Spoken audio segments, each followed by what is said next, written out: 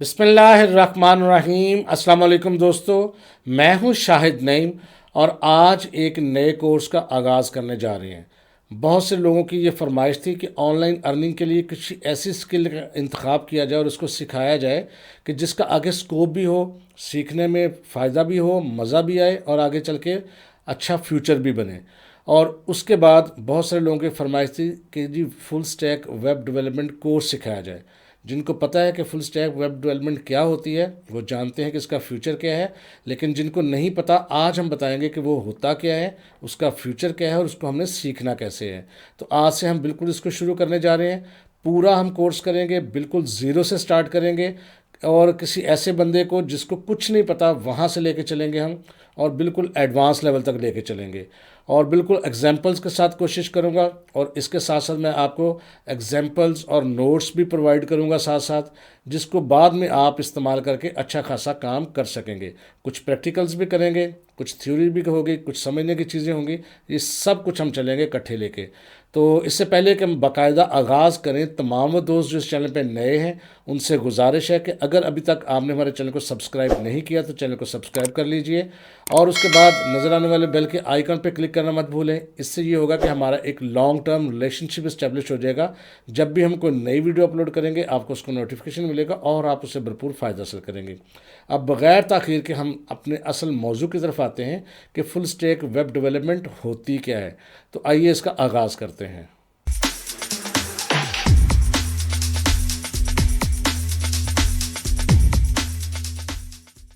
तो दोस्तों सबसे पहले हम देखेंगे कि ये फुल स्टैक वेब डेवलपमेंट होती क्या है, इसका कॉन्सेप्ट क्या है। जिन लोगों को पता है बहुत अच्छी बात है, जिनको नहीं पता हम उनको बताएंगे, एक एक चीज़ को एक्सप्लेन करेंगे।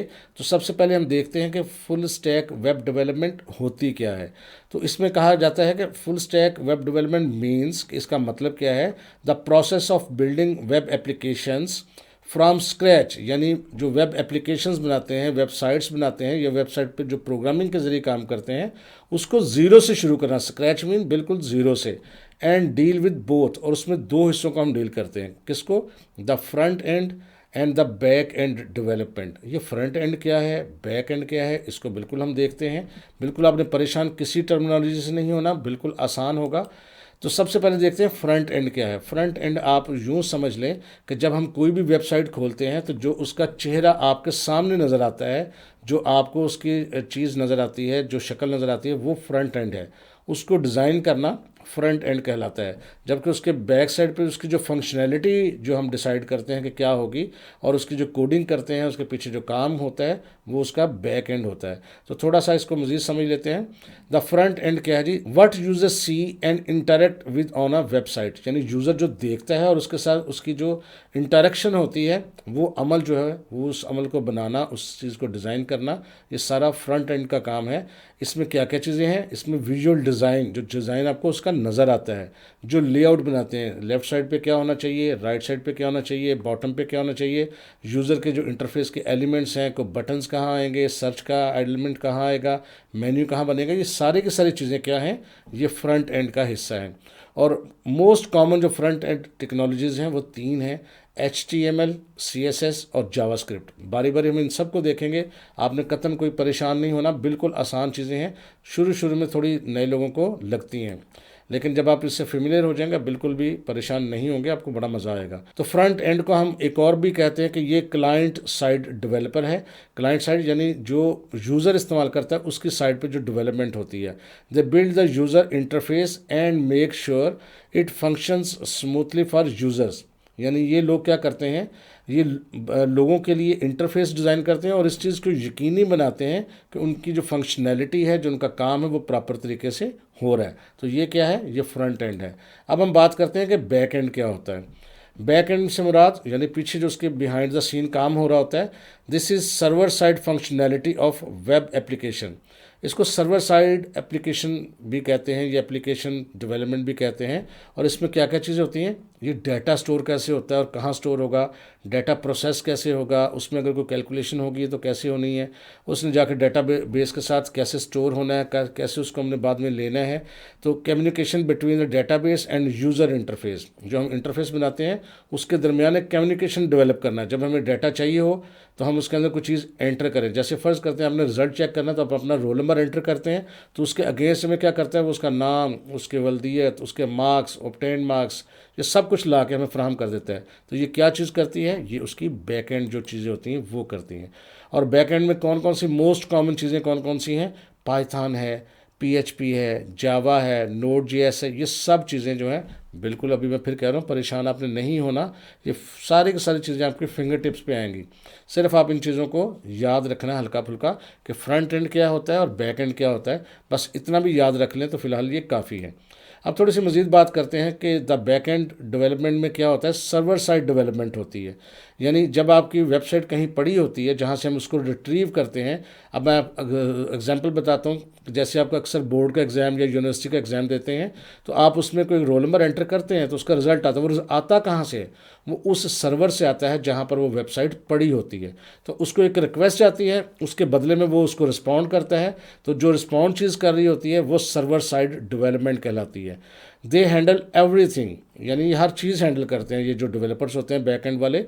That happens behind the scene, जब पीछे पीछे काम हो रहा होता है, ग्रेड कैलकुलेट हो रहे हैं, रिजल्ट आ रहा है, रिजल्ट जा रहा है, सर्च हो रही है चीज़ें। Ensuring data is processed and stored correctly, और इस चीज़ को यकीनी बनाते हैं कि जो डाटा ट्रैवल कर रहा है इस तरह का वो प्रॉपर कर रहा है और स्टोर भी सही तरीके से हो रहा है और आपको रिजल्ट बिल्कुल एक्यूरेट आ रहे हैं।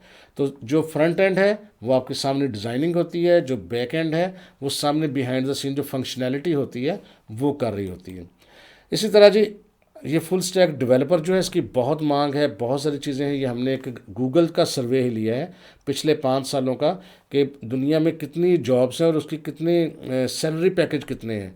आप देखें ये 2020 से लेके 2024 तक का मैंने एनालिसिस आपके सामने रखा है ताकि आपको समझ आ जाए कि ये कोई मामूली चीज़ नहीं है। इसके सीखने के बाद आपके पास बेशुमार मौके हैं, जॉब के भी मौके हैं, अपना काम भी कर सकते हैं, लोगों को ये सर्विसेज भी दे सकते हैं, फ्रीलांसिंग भी कर सकते हैं, सब कुछ हो सकेगा।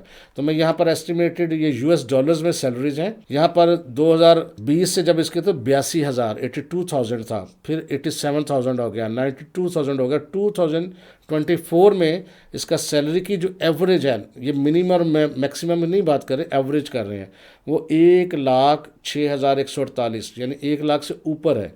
इसकी लोएस्ट रेंज जो है, जो कम से कम भी सैलरी है, वो $80,000 है। ये 1 साल की बात हो रही है। जब इसको तकसीम करेंगे 12 पे तो वो 1 माह की सैलरी निकलेगी। और हाईएस्ट रेंज क्या है, 1,58,000 रुपया। अगर हाईएस्ट को ना भी लें, हम एवरेज को भी लें, और ये 1,06,148 है, अगर इसको पाकिस्तानी में कन्वर्ट करें तो आप सोच के परेशान हो जाएंगे इतनी सैलरी। जब इसको आप 12 पे तकसीम करेंगे और कन्वर्ट करके इसकी कैलकुलेशन लेंगे तो ये पाकिस्तानी रुपीज़ में बनेगी तकरीबन 24 से 25 लाख रुपया माहाना सैलरी। अब ये आप समझ सकते, और ये मैं नहीं कह रहा, ये गूगल ने खुद हमें एनालिसिस करके बताया हुआ है। ठीक है जी। अब इसके बाद हमने समझना है फ्रंट एंड को। फ्रंट एंड को मैंने पहले भी बताया था कि 3 चीज़ें हम डील करते हैं और शुरू भी हम फ्रंट एंड से ही करने वाले हैं। फ्रंट एंड में जब हम बात करते हैं तो उन 3 चीज़ों की बात होती है, 3 चीज़ों का कॉम्बिनेशन होता है। इनको समझना बहुत ज़रूरी है। सबसे पहले HTML क्या करता है वो भी हम देखेंगे। शुरू भी हम HTML से ही करने वाले हैं। आज जस्ट इंट्रोडक्शन है, आपको रोड मैप दे रहे हैं, फ्रेमवर्क दे रहे हैं कि आपने करना कैसे है। HTML जब ख़त्म करेंगे तो फिर CSS करेंगे।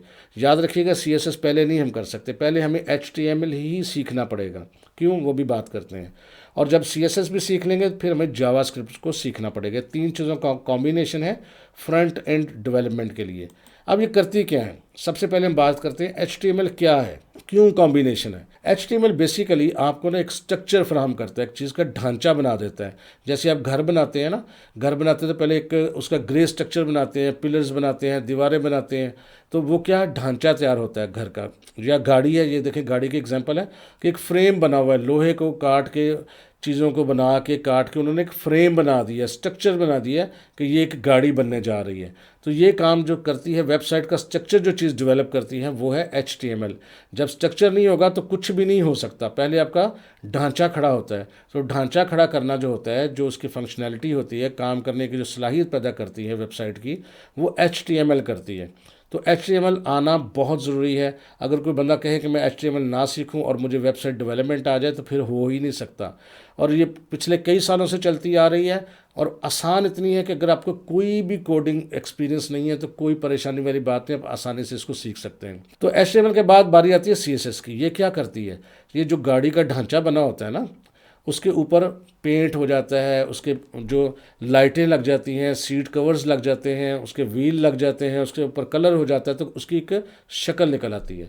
जब हम घर बनाते हैं तो पहले ढांचा बनाते हैं, फिर उसके ऊपर हम कलर करते हैं, पेंट करते हैं, कौन सा पेंट करना है, नीला करना है, पीला करना है, वाइट करना है, कौन सा करना है, उसके अंदर पर्दे कहाँ लगेंगे, सोफ़े कहाँ रखे जाएंगे। तो ये सब काम क्या करते हैं, ये CSS करती है, यानी आपके ढांचे को देखने वाले के लिए खूबसूरत करती है, उसका मेकअप करती है, फॉर्मेशन करती है।